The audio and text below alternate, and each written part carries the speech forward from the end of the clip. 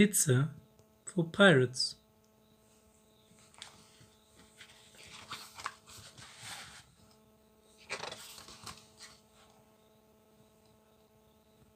A boy called George had a wonderful plan to sail with a fine pirate crew. So he packed up a pizza, his favorite feast, and rowed off on the wide ocean blue. George travelled for hours till he spotted dry land and saw mermaids on rocks from afar. As he steered into port, he heard "Pieces of 8" and a loud croaky voice roaring "Arr!" "Ahoy there!" cried George, and he held up his flag. "Please can I be a pirate like you?" And all he heard was a flap and a screech.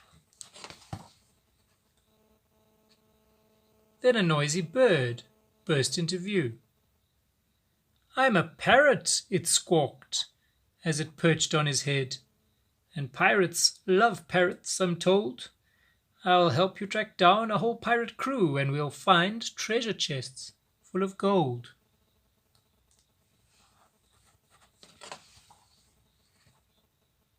George steered his boat through the choppy green waves as a shiver of sharks glided by. Then he spotted a shape in the mist up ahead, so he popped a patch over his eye. "It's a pirate ship." "Is it a pirate ship?" George asked the bird. The parrot screeched, "Where is its sail?" George peered through the telescope and gave a cry. "That's no pirate ship.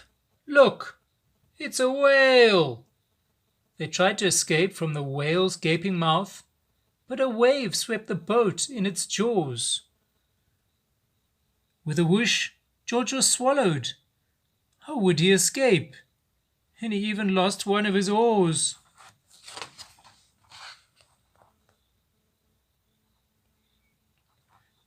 George switched on his torch, and he looked all about, while the parrot flew down with a flap.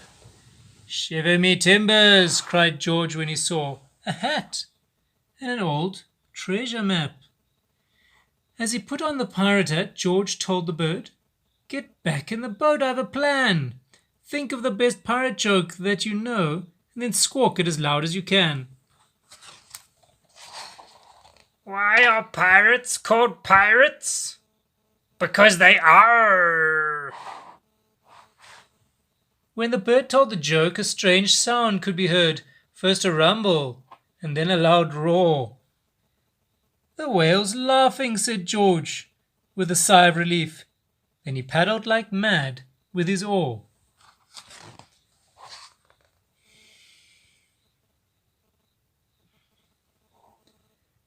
They shot out of the mouth of the chuckling whale and splashed through the waves and the spray, till the parrot called out, "Land ahoy, George me lad," and they steered the boat into a bay.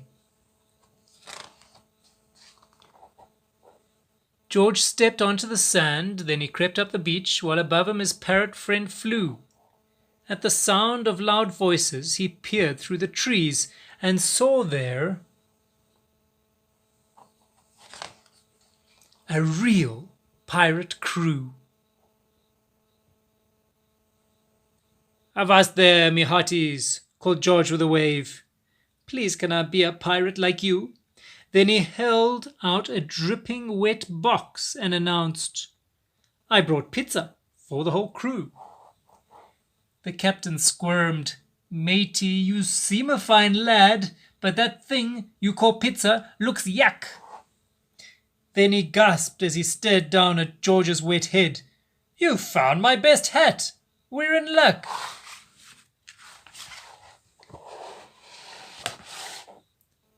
"Is my treasure map with it?" the captain asked George.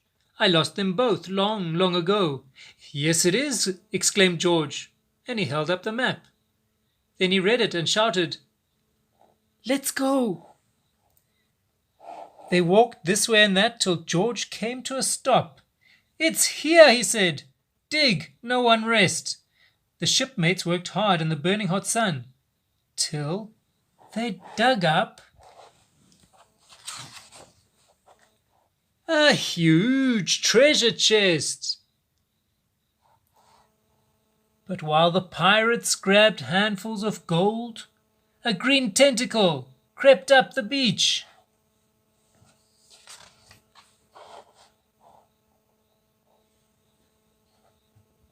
Then a sea monster suddenly burst from the depths and carried the chest out of reach.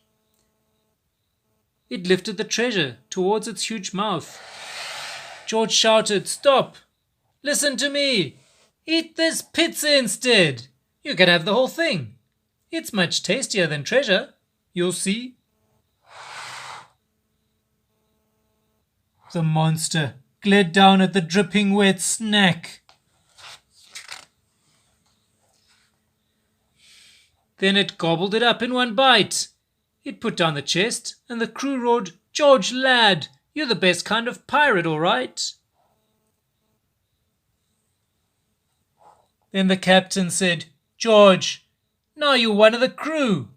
There's just one more thing to be done. We must head for our ship, and then you'll walk the plank."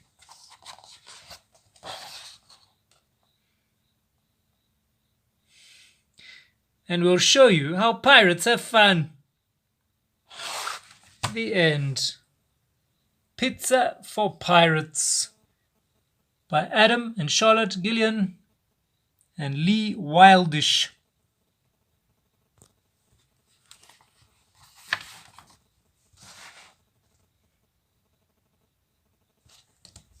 Lee Wildish is the illustrator.